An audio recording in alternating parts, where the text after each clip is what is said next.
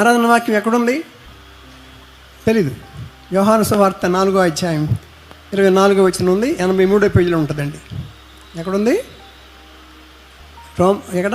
యోహాను సువార్త 4వ అధ్యాయం 24వ వచనం ఉంటుంది. దేవుడు ఆత్మ గనుక ఆయన ఆరాధించేవారు ఆత్మతోనూ సత్యముతోనూ. అది అందుకు వచ్చాం మనం ఇక్కడికి. రక్షించబడిన ప్రతి ఒక్కరూ ఆరాధనలో పాల్గొవాలి, బళ్ళలో పాల్గొవాలి. అయితే చర్చికి వచ్చే ముఖ్యమైన ఉద్దేశం ఏంటి చెప్తారా? దీనికి ఆరాధనలో ఉన్న ముఖ్యమైన భాగం ఏంటి? రొట్టె ద్రాక్షరసం. అపోస్తుల కార్యముల గ్రంథం 20వ అధ్యాయం 7వ వచనం, పేజీ నెంబర్ 123, 123వ పేజీ తీస్తారా? అపోస్తుల కార్యముల గ్రంథం 20వ అధ్యాయం 7వ వచనం, ఆదివారంన రొట్టె విరుచుటకు మేము కూడి ఉన్నప్పుడు అని ఉంటుంది. ఎక్కడున్నది? 123వ పేజీ. ఆదివారమున మేము రొట్టె విరుచుటకు కూడినప్పుడు. చాలా మెయిన్ థింగ్, చాలా మా మాట చాలా థ్యాంక్ యూ. మెయిన్ పర్పస్ ఏంటన్నమాట, ఆయన రొట్టెలో పాల్గొవాలి. ఆయన శరీరము రొట్టెగా పోల్చబడింది, ఆయన రక్తము ద్రాక్షరసంగా పోల్చబడింది. కాబట్టి రక్షించబడిన వాళ్ళు మందిరానికి రావాలన్నమాట. ఎక్కడ రాశాడు ఇది? మెయిన్ థింగ్ ఇదమ్మా, బ్రెడ్ అండ్ వైన్. అందులో పాల్గొనడానికి అది సెంటర్ చేసి చుట్టూ ఇది అల్లేరు బైబిల్ని. ఏంటంట సెంటర్ భాగం ఏంటి? మెయిన్ పాయింట్ రొట్టె ద్రాక్షరసంలో పాల్గొనడం. ఎక్కడ రాశాడు అది? 20వ అధ్యాయం అపోస్తుల కార్యాలు 7వ వచనం. 6 దినములు నీవు కష్టపడి పనిచేసి అన్నాడు. తర్వాత ఏమన్నాడు? 7వ దినము నీకు విశ్రాంతి దినం. మనకి ఇప్పుడు పరిశుద్ధ దినం ఏంటి? పునరుద్ధాన దినం. ప్రభు మరణాన్ని జయించి తిరిగి లేచినటువంటి పునరుద్ధాన దినాన్ని మనం ఆచరిస్తూ ఉన్నాం. ఓకేనా? ఎక్కడ ఉంది అది? 20వ అధ్యాయం చెప్పాలా? 7వ వచనం. ఎందుకు 7వ వచనం పెడుతున్నాడు? 7 సంపూర్ణ సంఖ్య, ఆయన గాడ్స్ నెంబర్ అది. రైట్, ఇంకా ముందుకెళ్దాం. ఆది కాండంలోనే ఒక నది కలదని రాశాడు. ఆ నదిని కోసం అంట ఏం చేస్తుంది? అది ఏదైనా తోట కోసం అది నీళ్లు ప్రవహిస్తూ ఉంది. అది 4 శాఖలైన ఉంటుంది కదా. ఇక్కడ అది ఆదికాండం 2వ అధ్యాయం 10-11 వచనాల్లో మీరు చూస్తే ఆదికాండం 2:10 చదువుతారమ్మా. 10-11. మరియు ఆ తోటను తడుపుటకు ఏదెనులో నుండి ఒక నది బయలుదేరి అక్కడ నుండి చీలిపోయి 4 శాఖలాయను. మొదటి దాని పేరు పీషోను. ఇక 4 శాఖలు. అంటే ఈ నది ఎవరన్నమాట? ఆదికాండం చెప్పేశాడు. ఒక నది అంటే యేసుక్రీస్తు వారు ప్రవహించినటువంటి నది. ఆగదు, అది ప్రవాహంగా వెళ్ళిపోతుంటుంది. అది 4 శాఖలు. దేన్ని తడుపుతుంది? అది ఏదైనా వనాన్ని తడపడానికి పెద్ద నది పెట్టాడు అక్కడ. 4 శాఖలు ఏంటి? 4 సువార్తలు. ఆ నది అంటే ఎవరు? యేసుక్రీస్తు వారే. రైట్, ఇన్ని నేర్చుకోవచ్చు మీరు బైబిల్ నుంచి. అమ్మా, ఇంకా మీరు నేర్చుకోవాలనుకుంటే ఎన్నో ఉన్నాయి. అవన్నీ మనం చెప్పడం కాదు, కానీ మనం త్వరగా ముందుకు వెళ్దాం. అయితే 2వ రాజుల గ్రంథం 7వ అధ్యాయం 3వ వచనం చూస్తే 312వ పేజీ, 312 పేజ్ నెంబర్ 2 Kings 7:3. ఒకసారి చదవమ్మా. అప్పుడు పట్టణపు గుమ్మపు నొద్ద 4 కుష్ఠరోగులు ఉండగా వారు ఒకరినొకరు చూచి, మనము చచ్చిపో వరకు ఇచ్చట ఎందుకు కూర్చుండవలేను అనుకుని అంట అక్కడ సిరియన్లు వచ్చి దోచుకుంటాకే వచ్చారనమాట. కానీ సిరియన్ని బెదిరించి దేవుడు వాళ్ళని ఎల్లగొట్టేశాడు, పారిపోయారు. ఆహార ధాన్యాలు, నగలు, నిధులు, బంగారం అంతా అక్కడ వదిలిపోయేటాడు. టెంట్లో వదిలేసి వెళ్ళిపోయారు పట్టాడు. మనం ఎక్కడున్నా చచ్చిపోతాం, అక్కడికి వెళ్ళిన. కాబట్టి మనం ఎందుకు మంచి పని చేయకూడదండి? ప్రాణానికి తెగించి ఎక్కడికి వెళ్ళారు వాళ్ళు? సిరియన్ దండులోకి వెళ్ళారు. ఆ దండులోకి వెళ్ళి చూస్తే ఆహారాలు అన్నీ ఉన్నాయి, మధురమైన పదార్థాలు ఉన్నాయి, బట్టలు ఉన్నాయి, బంగారం ఉంది, వెండి ఉంది. అప్పుడు పోయి రాజుగారికి చెప్తారు. అప్పుడు రాజుగారు వచ్చి సంతోషంగా ఈ ఆహారాన్ని పంచిపెడతాడు. జీవాహారము నేనే, నా ఎద్దుకు వచ్చేవాడు ఏమాత్రమును అని చెప్పనమాట. సరిపోవాలి ఆహారం పెట్టడానికి. 4 కుష్ఠరోగుల కథ ఎక్కడ ఉందమ్మా? 2వ రాజులు 7వ అధ్యాయం 3వ వచనంలో చెప్తుంది. అక్కడ వాళ్ళు ప్రాణాన్ని తెగించి ఆ పట్టణాన్ని రక్షించారు ఆ రోజున. కాబట్టి ఇన్ని రకాలుగా ఉన్నాయి బైబిల్. 4వ ఆదివారాలు ఉన్నాయి. ఓకే, ఆరాధన మనం నేర్చుకుంటున్నాం. వర్షిప్ అంటే ఎన్ని అక్షరాలు ఉన్నాయి? నేను చెప్పేది డిజిటల్ బైబిలే. డిజిటల్ బైబిల్ మాట్లాడతాను కాబట్టి మీరు బాగా నేర్చుకోవాలని ఆశపడుతున్నాను, అంతే. రైట్. ఎవరు చెప్పాడు ఈ సువార్త? మొదట ఈ ఆరాధన గురించి దేవుడు నీతిమంతులు చెప్పలా అమ్మ, గొప్ప గొప్ప వాళ్ళకి చెప్పలేదు, అధికారులు చెప్పలేదు. పాపిష్టి బతుకుతూ భ్రష్టత్వంలో ఉన్నటువంటి సమరయ స్త్రీకి చెప్తున్నాడు. సుకారణ బావి ఎద్దుకు వచ్చి అక్కడ మధ్యాహ్నం సుమారు 12 గంటలకు వస్తాడు అక్కడికి. ఎవరిని ఎత్తుక్కుంటూ? ఒక్క పాపి కొరకు. అమ్మా, ఎవరి కోసం వచ్చాడు? For only one sinner.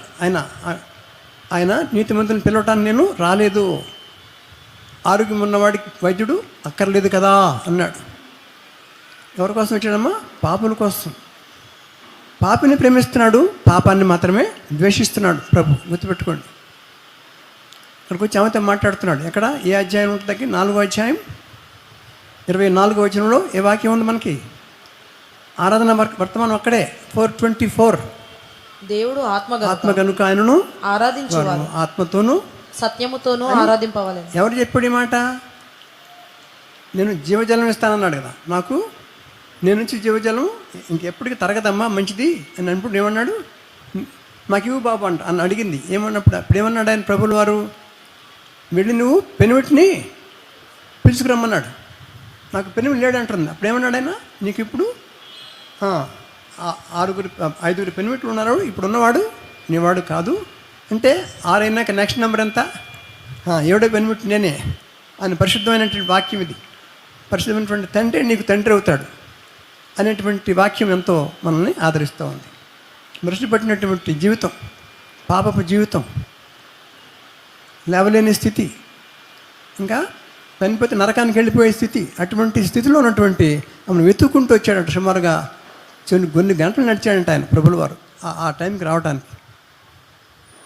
ఆ యాకోబు బావి దగ్గరికి వచ్చి మాట్లాడుతున్నప్పుడు ఎంతో ఆశ్చర్యం వేస్తుంది. మధ్యాహ్నం వచ్చింది అంటే ఎవరు చూడకుండా, మధ్యాహ్నం వస్తే ఎవరు చూడాలనుకుంది. కానీ ఆయన దర్శించి మాట్లాడే మాటలు అద్భుతమైన లేఖనాల భాగం నేర్చుకుందాం. ఈ 4 పాయింట్స్ మీరు నేర్చుకోవాలి. 4వ అధ్యాయంలోకి వచ్చినప్పుడు మాట్లాడుతుంటాడు సంభాషణ. ఇది ఈ 4:24 ఎందుకు పెట్టాడని నేను అడిగి నేర్చుకున్న ఇవన్నీ ఎవరు చెప్పినాయి కాదమ్మా, అడిగి నేర్చుకున్న ప్రభు దగ్గర మీరు అడిగి నేర్చుకోవాలి అని మనం చేస్తున్నాను. 4:24 అంటే ఎందుకని చెప్తే ఇది పరలోక వర్తమానాన్ని డౌన్లోడ్ చేశారు. ఇది మీకు ఈ భాష వస్తే కంప్యూటర్ భాష బాగవచ్చు. పరలోకపు ఆరాధన ఎక్కడికి వచ్చింది? ఇది భూమి మీద దించాడు ప్రభుల వారు. యోహాను సువార్తికుడు అద్భుతమైన లేఖనం. పరలోకపు ఆరాధన ఎక్కడుందండి? ఎవరు చెప్తారు? తెలీదు. బాగా నేర్చుకోవాలి. ప్రకటన గ్రంథం 4వ అధ్యాయం ఉంటుంది, వినండి అంతవరకు. 230 పేజీ నెంబర్. పరలోకపు ఆరాధన ఎక్కడుంది? 4వ అధ్యాయం ఉంటుంది. భూలోక ఆరాధన ఎక్కడుంది? యోహాను సువార్త 4వ అధ్యాయం ఉంది. ఇదే డౌన్లోడ్ చేసుకోవటం అంటే ఏం లేదు. హెవెన్లో వర్షిప్ని మనం కింద తీసుకొస్తున్నాం. అక్కడ ఎంతమంది ఆరాధిస్తున్నారు? అక్కడ చెప్తారా? ఎంతమంది ఆరాధన చేస్తున్నారు పరలోకంలో? 4 జీవులు మర్చిపోతున్నారు. 4 జీవులు 24 మర్చిపోతే ఎట్లమ్మా? ఇంపార్టెంట్ కదా. 4 జీవులు 24 పెద్దలు. యోహాను సువార్త 4:24 మీరు పేజీలు కూడా చూడాలి. You should see the page numbers also. మీకు దీవెనకరంగా మారుతుంది అది. 4:24 యోహాను సువార్త ఏ పేజీలో ఉంది? ఎవరు చెప్తారు? In which page it's recorded? 83. ఎప్పుడు చూడడం అది మనం. ఎందుకు 83 అని నేను అడిగా. 8 అవర్స్ ఒక షిఫ్ట్. వాచ్మెన్ డ్యూటీ ఎంత? మన డ్యూటీ 8 అవర్సే. ఒక రోజుకి ఎన్ని షిఫ్ట్లు? 3 ఎంత? 24. ఎన్ని జరుగుతున్న ఆరాధనలు భూమి మీద? ఒక్కోసారి కుర్చీలో ఒక ఆరాధన, కొన్ని 2 ఆరాధనలు, కొన్ని 3 ఆరాధనలు ఉంటాయి కదండి. అవునా కదా? 83 పేజీ కూడా అర్థం చెప్తున్నాడు. మీరు నేర్చుకోవాలి. ఏ పేజీలో ఉంది అది? 24 గంటలు అది. అంటే వండర్ఫుల్ బైబిల్ అండి. అసలు ఈ ఆరాధన గురించి ఒక మంచి మాట చెప్తున్నాడు. ఎవరు? లేయాకి పుట్టిన పిల్లలు మీరు చూశారు కదా. ఆమె ఎక్కడుంది? అది 29వ అధ్యాయంలో 31వ వచనం, పేజ్ నెంబర్ 24లో ఉంటుంది. అక్కడ ఏమంటాయంటే, లేయా ద్వేషించబడట యెహోవా చూచి ఆమె గర్భము తెరిచెను. 29వ అధ్యాయం 31వ వచనం చూస్తారా? 24వ పేజీ చదవం ఒకసారి. 29:31 చదవం. లేయా ద్వేషింపబడుట యెహోవా చూచి ఆమె గర్భము తెరిచెను. బా, ఎంత మంచి మాట ఇది. నాకు ఇష్టమైన మాట.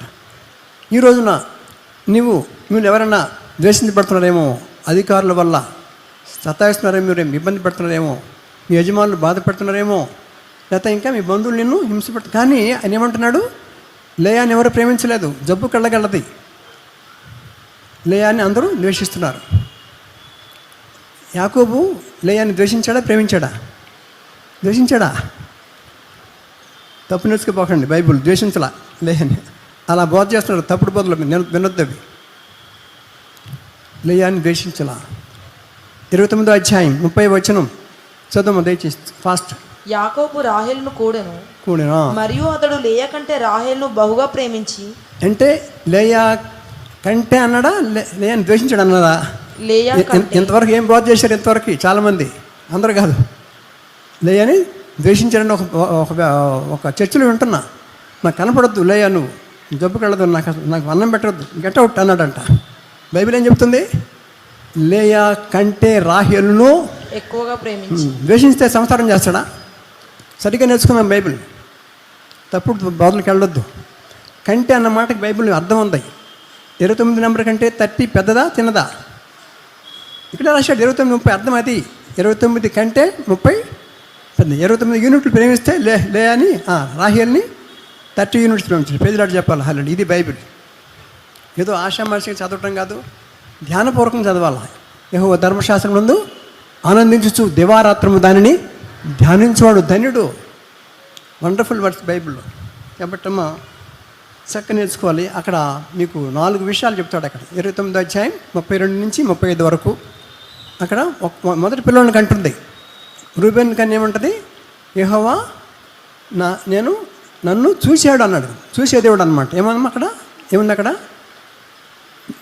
యెహోవా దేవుడు నన్ను, నా శ్రమను చూచి ఉన్నాడు కదా అని అతనికి ఏం పేరు పెట్టింది?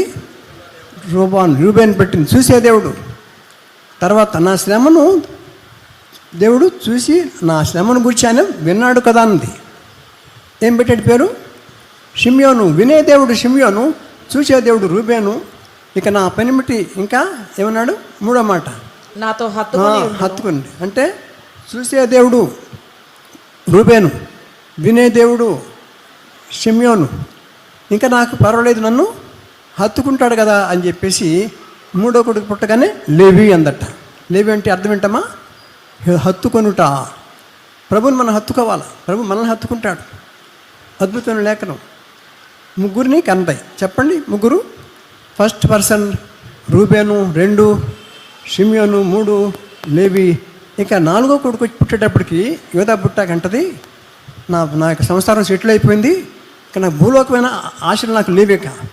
I want to look at you. నేను పైకి చూస్తాను, ప్రభా నన్ను కాపాడుతున్నావు, నా బతుకు మార్చావు, అందరూ నన్ను ద్వేషించారు, నన్ను మాత్రం నువ్వు ప్రేమించావు, నీకు స్తోత్రం హల్లెలూయా అని చెప్పని ఉంటుందేమో. ఏముంటుంది అక్కడ? ఇక నేను లైఫ్ సెటిల్ అయిపోయింది, నాకు 3 కుమారుని ఇచ్చావు, 4వ వాడిని ఎవరిని ఇచ్చాడు? యోధాని ఇచ్చావు. కాబట్టి ఇక్కడి నుంచి నేను పూర్తిగా నీ వైపు తిరుగుతాను. I want to worship you my lord అని చెప్పి ఆయనకి అర్థం ఏంటమ్మా? స్తుతి అని పేరు పెట్టింది. ఎవరు పుట్టాక? యోధా పుట్టినాక ఏమని పెట్టింది? నేను స్తుతిస్తానని చెప్తాను. స్త్రీ జాతి ధన్యకరం, మీ జీవితాలు ధన్యం అని చెప్పి మనం చేస్తున్నాను. స్త్రీ జాతి మీరందరూ ధన్యులు. ఈ రోజున ఎలా ఉండాలి? నా సంసారం సెటిల్ అయిపోయింది కాబట్టి నేను ఇంకా I want to worship you my lord అనేటువంటి గొప్ప కోరిక ఎవరికి ఉందమ్మా? లేయాకుంది, 4వ కుమారుడు. కాబట్టి భూ ప్రపంచంలో లేకపోతే యావత్ ప్రపంచంలో ఆరాధకురాలు ఎవరు? మొట్టమొదటి ఆరాధకురాలు ఎవరు? లేయా. ప్రైజ్ లార్డ్ చెప్తారా? లేయా. మగవాళ్ళు ఉన్నారు, అబ్రహాము దేవుడు, ఇస్సాకు దేవుడు, యాకోబు దేవుడు, షేము దేవుడు అని అంటాం. కానీ స్త్రీ జాతిని మర్చిపోవద్దు. మొట్టమొదట ఏం పెట్టిందామే? స్తుతి చేయాలని అనుకున్న తల్లి. I like her so much. ఎందుకంటే జబ్బు కడదని రాశాడు, కానీ గుణం గొప్పది. మనుషులు పై రూపమును లక్ష్య పెట్టుదురు, కానీ యెహోవా ఈ హృదయమును లక్ష్య పెట్టును. హృదయం ముఖ్యం. పొట్టేళ్లకు అర్పించకంటే మాట చెప్పాలా? మాట వినుట శ్రేష్టమండి. ఈ రోజున ఎవరు వింటున్నారు మాట? అవిధేయులు, ధిక్కరించేవాళ్ళు, పాపులు భయంకరంగా బ్రతుకుతున్నారు. లోకం బతకడం కష్టంగా ఉంది. కాబట్టి చక్కగా మన మాటలు నేర్చుకుందాం. ఆ రీతిగా మరి 4 మాటలు చూపిస్తాను రండి. కాబట్టి ఆ 4వ కొడుకు యోధా నుంచి ఎవరు వచ్చారు? దావీదు వచ్చాడు. దావీదు నుంచి ఎవరు వచ్చారు? యేసుక్రీస్తు వారు వచ్చారు. అంతే కదండి. అంటే ఈ సంభాషణ చూద్దాం, చకచక చూద్దాం. 4వ అధ్యాయం యోహాను సువార్త 9వ వచనం చదువుతామా? 4:9 83వ పేజీ. సమరయ స్త్రీ యూదుడవైన నీవు ఆ, సమరయ స్త్రీనైన నన్ను దాహము కిమ్మని ఎలాగో అడుగుచున్నావు ఎలాగ అడుగుతున్నావు? ఆయనతో చెప్పాను. అది అంటే ముందు అపీరెన్స్ అనమాట. 4 మెట్లుగా ప్రభులు వారు లోపలికి వస్తున్నాడు. ఎవరి లోపలికి? ఎవరు? పాపిష్టి అయినటువంటి ఈ యొక్క వ్యభిచారి హృదయంలోకి వస్తూ ఉంది. ఒక్కొక్క 4 మెట్లు జాగ్రత్తగా ఉండాలి. మొదట ఏమన్నది? యూదుడు అయినటువంటి నీవు డ్రెస్ బట్టి నువ్వు యూదుడు కనపడుతున్నావు, మాతో మాట్లాడరు కదా, మా బదానికి రారు కదా, మీరు ఎలా వచ్చారు నాతో? నన్ను నీళ్ళు ఇమ్మంటున్నావేంటి అని ప్రశ్నించిందంట. అని అన్నాడప్పుడు ఫస్ట్ క్వశ్చన్ ఏంటమ్మా? 4:9 ఏం మాట్లాడుతుంది? నువ్వు యూదుడివి, నేను సమరయుడు, నాతో మాట్లాడకూడదు కదా అంది. అంటే డ్రెస్ని బట్టి గుర్తుపెట్టింది. నెంబర్ 1. రెండో స్టెప్ ఏం లేదు, బైబిల్ ఎవ్రీ 10 వర్సెస్కి ఒక చక్కగా మెసేజ్ ఉంటుంది. 9 అయినాక ఇంకా 10 కలపండి, ఎంత వస్తుంది? 9కు 10 19. చూడండి, చదవమ్మ తల్లి. 19. అందుకు యేసు నీవు దేవుని వరమును నాకు దాహమునకిమ్మని నిన్ను అడుగుచున్నవాడిని అదియూ ఎరిగి ఉంటే నీవు ఆయన అడుగుతావమ్మా. నాకు అర్థం కావట్లేదు, నేను ఎవరో నీకు తెలియట్లేదు, నువ్వు గుర్తుపట్టలేదు నువ్వు అని అంటుంది. అంటే అప్పుడు ఏమేముంటుంది? 19 వచనం.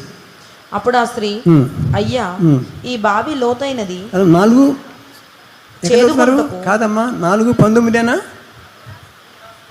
అప్పుడు ఆ స్త్రీ, అయ్యా నువ్వు ప్రవక్తవని గ్రహించుచున్నావు. ఏంటమ్మా తప్పు చెబితే ఎట్లా? ఇందాకేం చెప్పావు? నువ్వు ప్రవక్తవని గ్రహిస్తున్నావు. ఫస్ట్ స్టెప్ ఏంటండి? నువ్వు యూదుడవు, నేను అనురాలని. ఎలా మాట్లాడతావు అంటే ఫస్ట్ అపీరెన్స్ ఒక స్టెప్ ముందుకేసింది. రెండో స్టెప్లో ఏమంటే ఇంకా ముందు దగ్గరికి వస్తున్నాడు. ఎలా?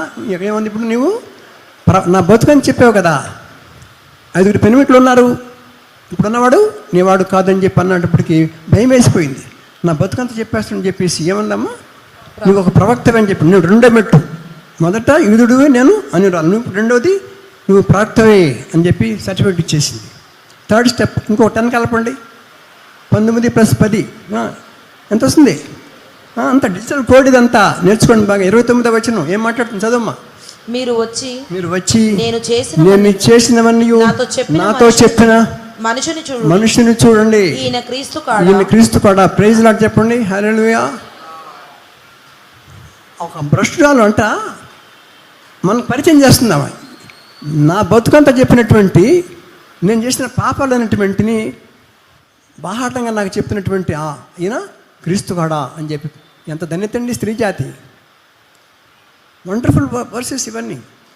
ఎన్ని స్టెప్స్ అని చెప్పండి? మొదట యూదుడివి, నేను సమరయ స్త్రీ. రెండో మెట్టు నువ్వు ఇంకా ప్రవక్తవి. మూడో మెట్టు ఈయన క్రీస్తు కాడా. బా, ఎవరంటారండి అన్నమాట. ఎంత అద్భుతం లేఖను ఆలోచించి. 4వ మెట్టు ఎంతమ్మా? మొదటి 9వ వచనం, రెండోది 19వ వచనం, మూడోది 29వ వచనం, మూడోది 4దా ఎంత వస్తుంది? 10 చెప్పాలి మీరే. 39వ వచనం చదువు తల్లి. నేను చేసినవన్నీ నాతో చెప్పినని స్త్రీ యొక్క మాటను బట్టి కాక ఆ ఊరిలోని సమరయులలో అనేకులు ఆయన యందు విశ్వాసం ఉంచిరి. Praise lord. ఊరు మొత్తం మారిపోయిందండి. ప్రైజ్ లార్డ్ చెప్పాలా? హల్లెలూయా, హల్లెలూయా. ఆమె చెప్పిన సాక్ష్యాన్ని బట్టి ఊరు మార్చేసింది. ఎంత ధన్యత అండి స్త్రీ జాతి. అయితే వాళ్ళు విన్నారట. నెక్స్ట్ 42వ వచనం, 41, 41, 42 చదువుతారు. ఆయన మాటలు వినినందున ఇంకనూ అనేకులు నమ్మి ఆ స్త్రీని చూచి ఇక మీదట నీవు చెప్పిన మాటను బట్టి కాక మా మట్టుకు మేము విని ఈయన నిజముగా లోక రక్షకుడని. అబ్బా, ఇది క్లైమాక్స్. ఈయన నిజముగా నువ్వు చెప్పిన దాన్ని బట్టి కాదు, సాక్ష్యాన్ని బట్టి మేము నమ్మాం. కానీ ఎక్స్ట్రా ఇంకో నెక్స్ట్ స్టెప్ ఏమేశారు వీళ్ళు? ఈయన నిజముగా లోకరక్షకుడు అని తెలుసుకొని నమ్ముతున్నామని. అబ్బా, ఇప్పుడు నమ్ముతున్నాం. చెప్పండి చక్కచక్క. బైబిల్ కష్టమా? ఇది వెరీ సింపుల్ బైబిల్.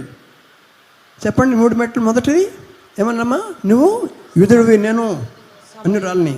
రెండో మెట్టు నువ్వు ప్రవక్తవి. మూడో మెట్టు నువ్వు క్రీస్తువి. 4వ మెట్టు ప్రజలంతా మారిపోయారట. ఏమన్నారు వాళ్ళు?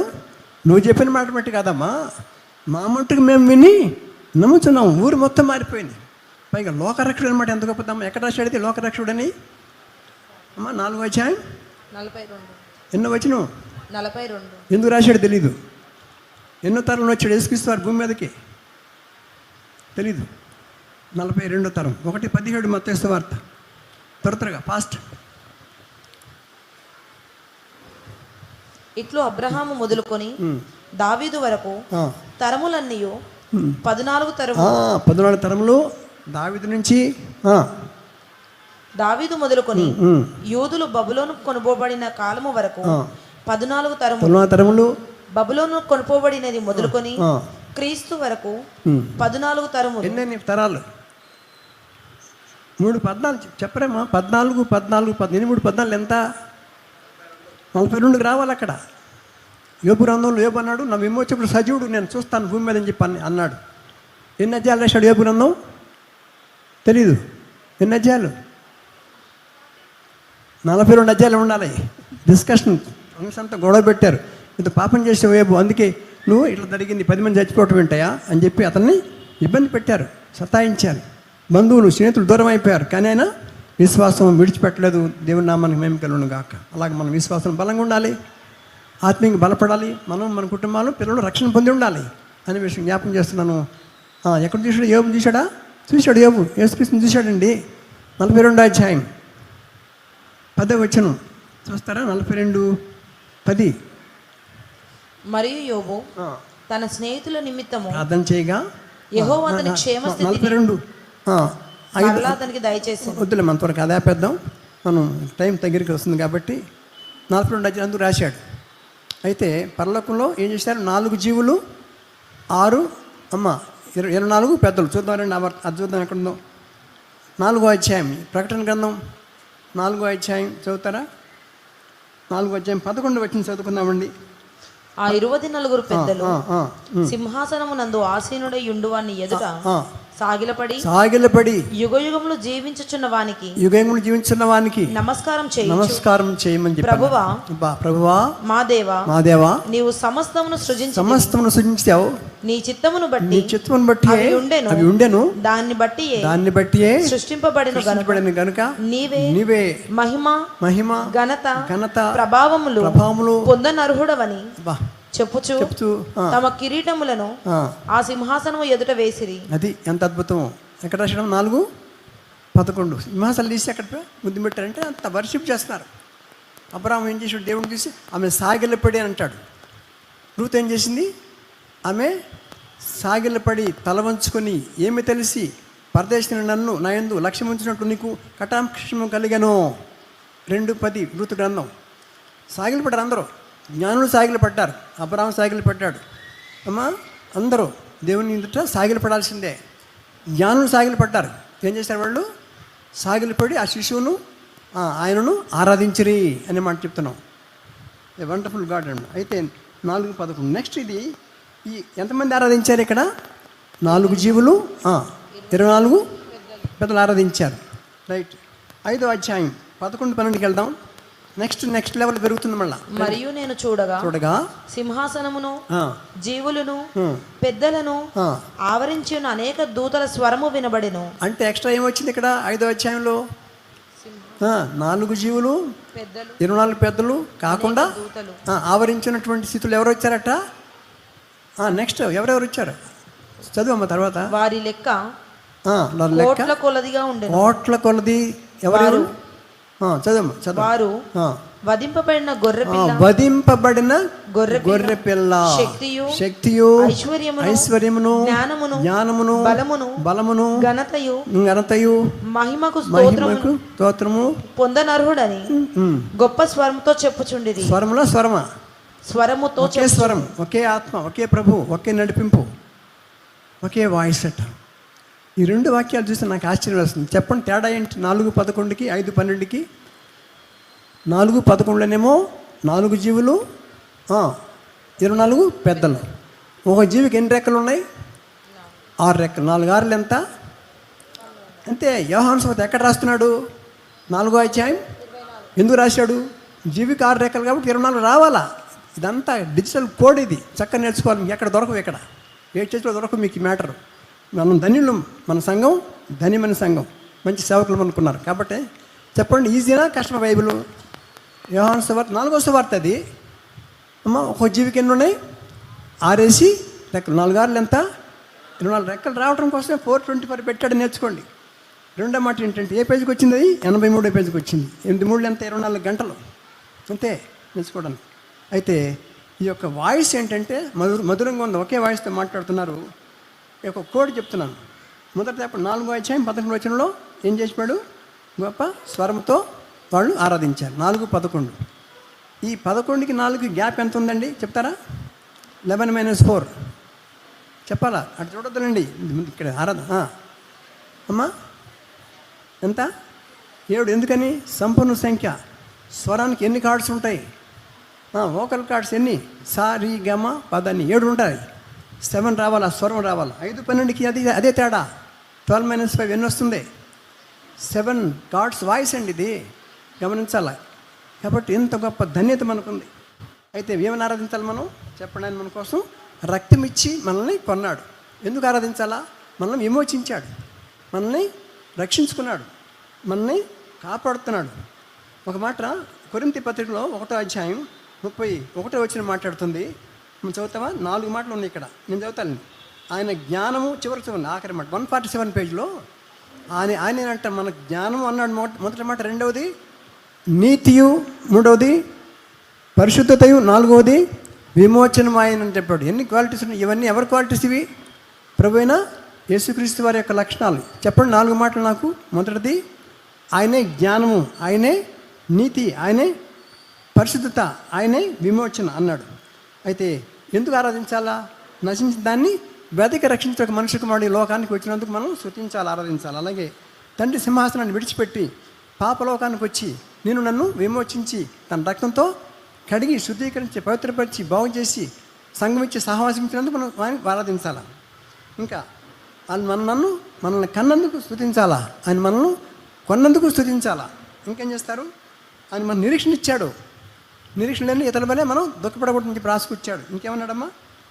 మనసాక్షిని కడిగిన కల్మషాన్ని శుద్ధీకరించేశాడు.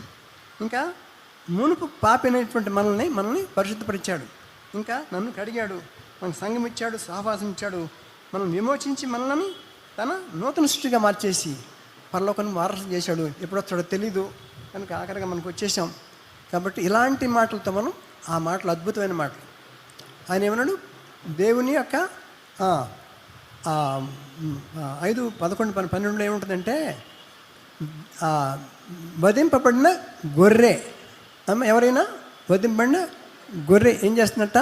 శక్తియు, ఐశ్వర్యమును, జ్ఞానమును, వరుస చెప్పాలా, తప్పిపోకూడదు, సరిగ్గా చెప్పాలా.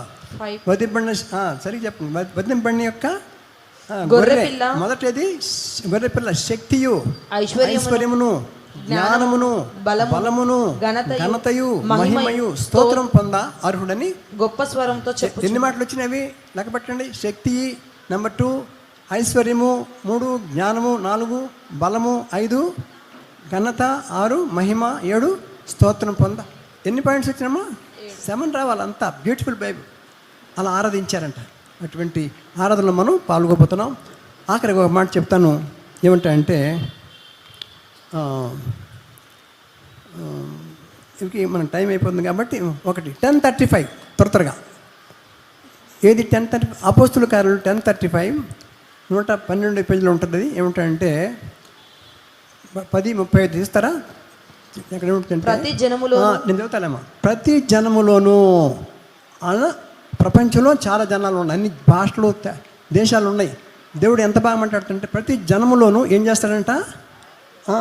ప్రతి జనములోనూ ఆయనకు భయపడాల. ఎవరికమ్మా? ఆయనకు భయపడి నీతిగా నడుచుకునే వారిని ఆయన అంగీకరించును. ప్రైజ్ లార్డ్ చెప్పాలా. Praise lord.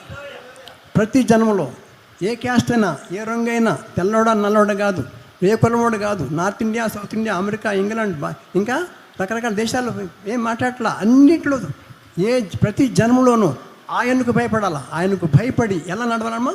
నీతిగా నడుచుకునే వారిని ఆయన అంగీకరించును. ప్రైజ్ లార్డ్ చెప్పండి.